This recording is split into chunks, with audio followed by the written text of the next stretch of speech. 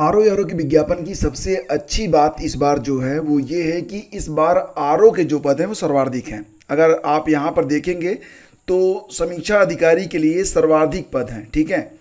322 पद तो अकेले सचिवालय में हैं और यकीन माने कि ये सबसे अच्छे पद माने जाते हैं। इसके अलावा उत्तर प्रदेश लोक सेवा आयोग, राजस्व परिषद, कुल मिला के देखा जाए तो 334 पद, मतलब 411 में से 334 पद केवल जो है आरओ के हैं, जिसके लिए जो एलिजिबिलिटी है वो ये है कि आप बस स्नातक हों और आप यहाँ पर आवेदन कर सकते हैं। कोई टाइपिंग वगैरह यहाँ पर नहीं होती है। एक अच्छी खबर यहाँ पर और भी मिल रही है कि पदों की संख्या अभी और भी है जो कि जुड़ सकती है। मतलब ये है कि दो बातें हो सकती हैं। 411 पद तो इस बार आपको देखने को मिल ही रहे हैं, ठीक है। हो सकता है कि ये पद आगे चलकर 500 से ऊपर चले जाएं।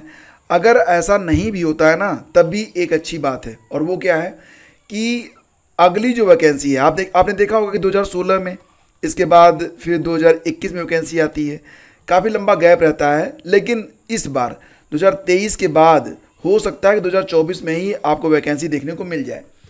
तो कई सारे संभावनाएं हैं, कई सारी प्रोबेबिलिटीज़ हैं जो कि आपके लिए काफ़ी जो है लाभदायक है दोनों स्थितियों में।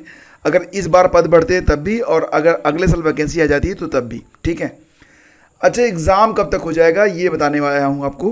अच्छा, एग्ज़ाम कब तक हो जाएगा तो देखो यहाँ पर तो 9 नवंबर तक तो आवेदन ही लिए जाएंगे, ठीक है। फॉर्म भरने की जो डेट है, लास्ट डेट, वो 9 नवंबर है। लेकिन आप लोगों से कहूँगा कि इतना वेट मत करना, क्योंकि इस बार का जो फॉर्म आया है वो OTR के माध्यम से है। अगर आपने यूपी PCS भरा हुआ है तब तो आपको कोई दिक्कत नहीं होगी। लेकिन अगर आप PCS का फॉर्म नहीं भरे थे, OTR के बाद पहली बार ये फॉर्म भर रहे हैं, तो जल्दी कर लेना, क्योंकि कुछ चीज़ें हैं जो कि हो सकता है आपसे समय मांगे और लास्ट टाइम में आपके पास समय नहीं होगा, तो फॉर्म पहले भर लेना, ठीक है। 9 नवंबर तक फॉर्म भरे जाएंगे, तो दिसंबर में तो एग्ज़ाम बिल्कुल नहीं हो सकता। तो परीक्षा कब तक होगी? देखो, परीक्षा या तो जनवरी में होगी या फिर फरवरी में होगी। अगर परीक्षा फरवरी में होती है तो ये आपके लिए सबसे अच्छा रहेगा। तब आपको लगभग 3 से 4 महीने का समय मिल जाएगा। एग्जैक्टली अगर देखा जाए तो आपके पास कुल मिला के अभी से 100 दिन का समय मान के चलो, ओनली 100 डेज।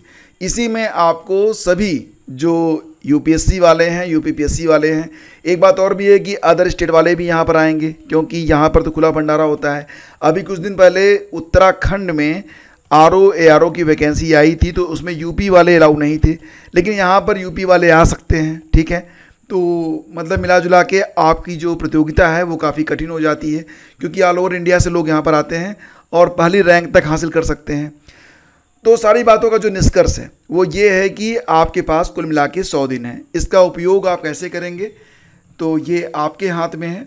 परीक्षा में जो समय है वो लगभग 3 से 3.5 महीने मान के आप चलिए, और यही समय है कि आप अंडरग्राउंड हो जाएं अपनी स्टडी के लिए, और जो कुछ करते आए हैं वो सब कुछ बंद करें, अन्यथा जीवन भर वही सब करते रह जाएंगे जो करते आए हैं। मैं बार बार कहता हूं कि जान लड़ा दो या फिर जाने दो।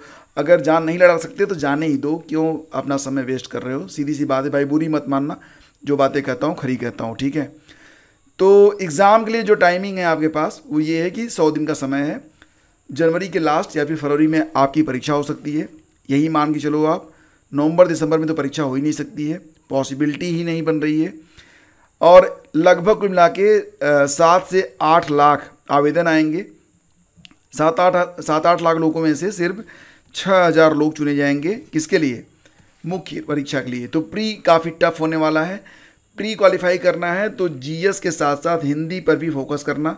अगर हिंदी में गए तो समझ लो कि गए, ठीक है। इसलिए हिंदी में भी प्रतिदिन 1 घंटा तो हिंदी पढ़ो ही, बाकी समय आप GS में दे सकते हो। तो कैसे पढ़ना है इस पर एक वीडियो मैंने बनाया था। 1 हफ्ते का टारगेट आपको दिया है, वो पूरा कर लो, फिर आपको जो है टारगेट मिलता रहेगा। बने रहिए हमारे साथ, मिलते हैं आपसे अगले वीडियो में। Thank you.